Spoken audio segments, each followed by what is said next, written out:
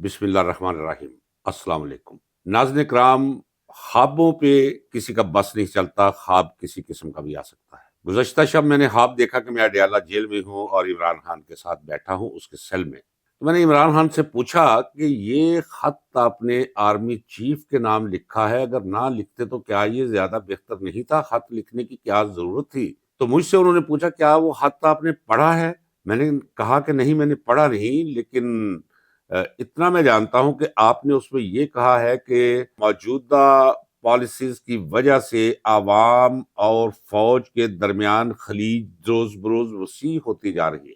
تو انہوں نے مجھے کہا کہ نہیں، اس میں نے صرف یہ نہیں کہا، میں نے ذکر کیا ہے 8 فروری کا، میں نے ذکر کیا ہے اس سے پہلے 9 مئی کا اور اس کی تحقیق کروانے کا، پھر 8 فروری کے انتخابات چرائے جانے کا، پھر 26 نومبر کی قتل و غارت گری کی بھی میں نے بات کی ہے، اور پھر 26ویں آئینی ترمیم کے بارے میں بھی میں نے وہ لکھا ہے۔ پھر انہوں نے بتایا کہ ملک کی اس وقت جو معاشی صورتحال ہے اس کے بارے میں میں نے آگاہ کیا ہے۔ پھر انہوں نے بتایا کہ یہ جو آئی ٹی کے سیکٹر میں چھیڑخانی کی جا رہی ہے اس کی وجہ سے $2.25 بلین کا نقصان ہو چکا ہے، نہ صرف نقصان بلکہ کروڑوں نوجوان بیکار ہو چکے ہیں۔ عمران خان کہنے لگے کہ میں نے تو معیشت کے بارے میں انہیں وارن کیا ہے کہ ملک معاشی طور پر تباہ ہو رہا ہے، جس کی وجہ سے مہنگائی بڑھ رہی ہے، بے روزگاری بڑھ رہی ہے اور لوگوں کی قوت خرید کم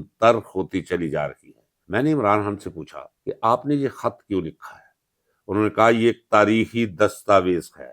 اگر کسی کے ذہن میں یہ خیال ہے کہ میں کسی کے دل میں گوشہ نرم کرنے کے لیے کسی کو خط لکھ رہا ہوں تو وہ اپنے ذہن سے یہ خیال نکال دے۔ یہ اتمام حجت ہے، مجھے محبت ہے اس قوم سے، میں تحف بھیجتا ہوں وزارت عظمیٰ کی اس کرسی پہ جس پہ شہباز شریف جیسا شخص بھی متمکن ہے۔ میں یہ اخلاقی فرض سمجھتا ہوں کہ ملک اور قوم کی طرف جو تباہی اور بربادی کے بادل امڈے چلے آ رہے ہیں میں مطلع کر دوں، میں متنبع کر دوں۔ اور انہوں نے یہ بھی کہا کہ اگر میں خط آرمی چیف کو نہ لکھتا تو اور کسے لکھتا؟ یہ سرکس کے جوکر شہباز شریف کو لکھتا؟ وہ فرعون کی خنوط شدہ لاش کی مانند شکل اختیار کر چکے نواز شریف کو لکھتا؟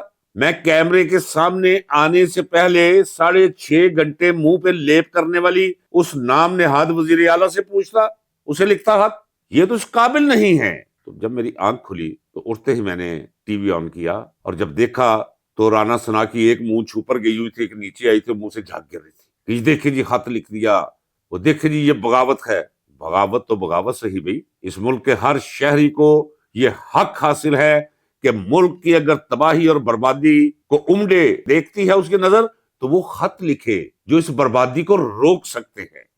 اور بربادی کو کون روک سکتا ہے؟ یہ تو سارے میں کہہ چکا ہوں کہ میرے ساتھ اگر کسی کو نہ سمجھ آئے تو آ کے اکیلے میں سمجھ لے کہ یا کسی دیہاتی سے پوچھ لے کہ یہ کپڑ کتا کیا ہوتا ہے۔ یہ سارے کپڑ کتے ہیں، ان کا اصل کام میں کوئی وہ لینا دینا نہیں ہے، یہ لینا دینا کسی اور کا ہے، ان کی حیثیت نہیں۔ لہذا خط اسی کو لکھنا تھا جو اس تمام بیماری کی وجہ ہے اور اس بیماری کا علاج کر سکے۔ غلطیاں ہو جاتی ہیں، مجھے اچھی طرح یاد ہے کہ آج سے تقریباً کوئی مہینہ بھر پہلے جنرل عاصم منیر صاحب نے کہا تھا کہ ہم انسان ہیں، خطا کا پتلا ہیں، ہم سے خطائیں ہو جاتی ہیں، خطا تسلیم کر کے اسے درست کرنے کی کوشش کرنی چاہیے۔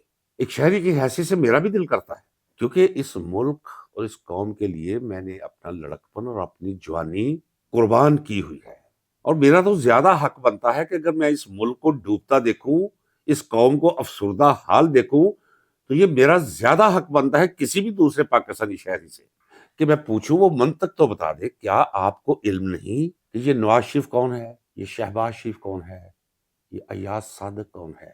آپ ایسے کریں، میں آپ کو مشورہ دیتا ہوں، آپ لاہور کے ISI کے دفتر سے جو اس وقت ذمہ داران ہیں انہیں کہیں کہ ایاز صادق کی فائل نکال لیں، سب کچے چٹے وہاں لکھے ہوئے، رانے تنویر کی نکال لیں، یہ جاوید لطیف کی نکال لیں، یہ خواجہ آصف کی نکال لیں، سارے کا سارا ریکارڈ سب کا موجود ہے۔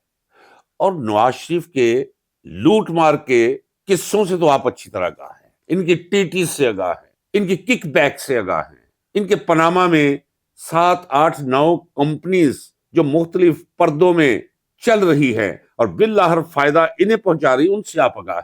میں پھر فلیٹس کیا جی کہاں لیے یہ قطری کا ہاتھ پیش کر دیا فضول سی شکل والا, اسے وہ سر کے اوپر پٹکا بندھا کر اے جی قطری صاحب نے اینا سروں, بعد میں اس سے بھی مکر گئے.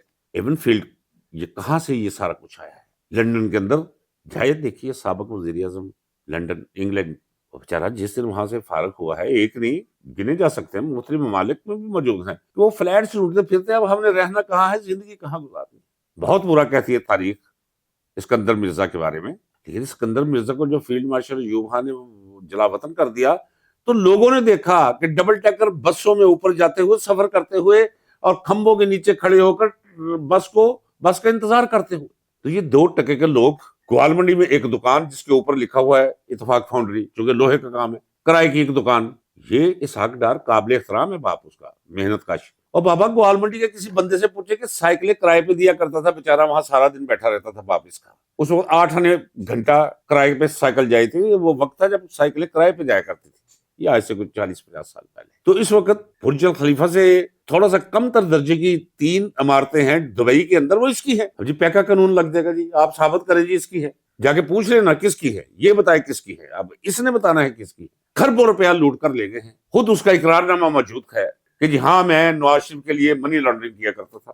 تو آصف منیر صاحب, آپ یہ سارا گند اکٹھا کر کے صرف اس قیمت پر قوم کے سر پر مسلط کر دیا, اس ملک پر مسلط کر دیا کہ آپ ریٹائر ہو رہے تھے اور اس نے کہا جی ریٹائرمنٹ چھوڑیں, ہم آپ کو چیف بناتے ہیں.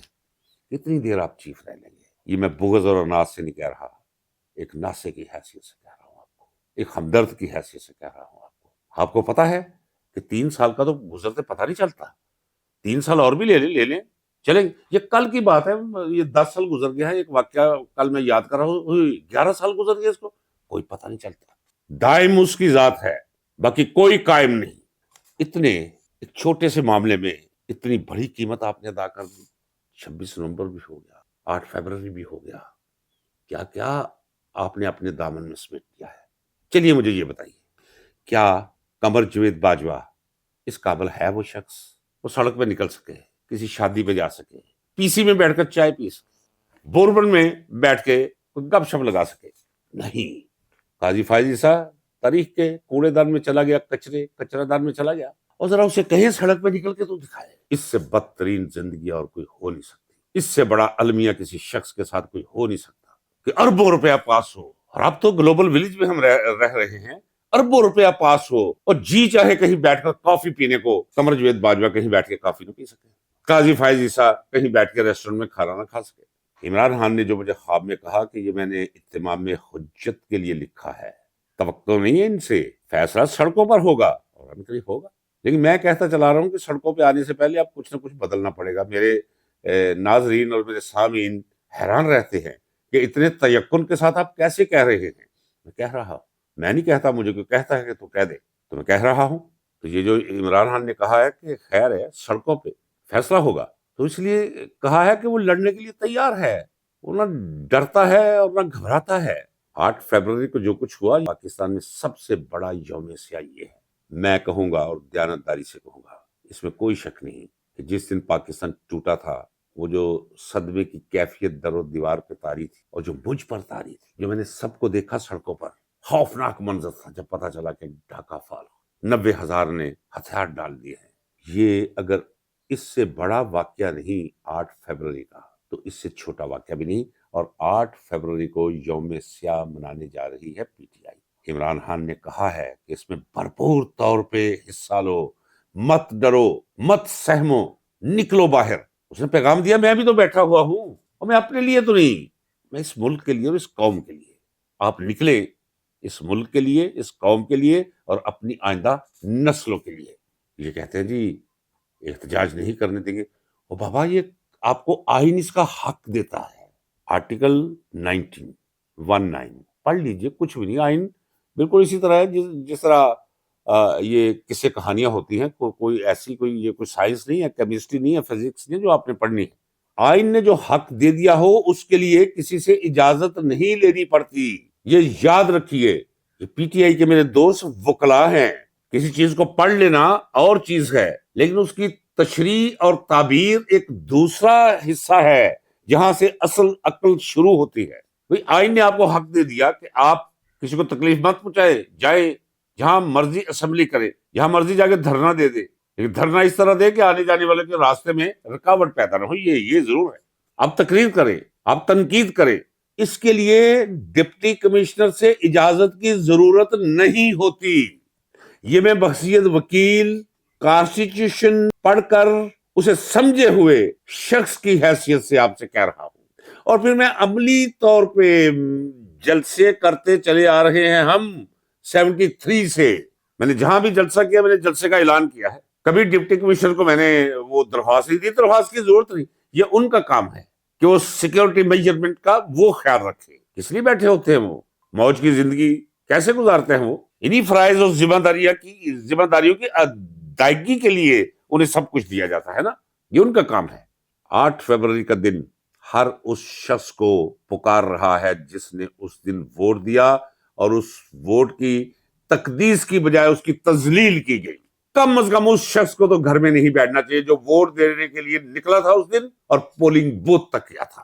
جب لوگوں کے ووٹ ادھر ادھر بکھیر دیے گئے، جب پتا چلا کہ آپ کا ووٹ لاہور میں نہیں وہ تو ناروال میں ہے، لوگ ووٹ ڈالنے لاہور سے جو کچھ میسر آیا ناروال پہنچے، لوگوں نے ووٹ کاسٹ کیا عمران خان کے حق میں. ایٹ لیسٹ وہ سارے لوگ سڑکوں پہ ضرور نکلے احتجاج کرنے کے لیے. کوئی ڈنڈا کوئی سوٹا ہاتھ میں نہیں ہونا چاہیے، ایک کالی پٹی بازو پہ باندھ کے نکلے. یہ کم از کم وہ ذمہ داری ہے جو ملک اور قوم کا تقاضا ہے آپ سے. اجازت دیجیے ناظرین اکرام، ملتے ہیں اگلے ولاگ میں. اللہ حافظ.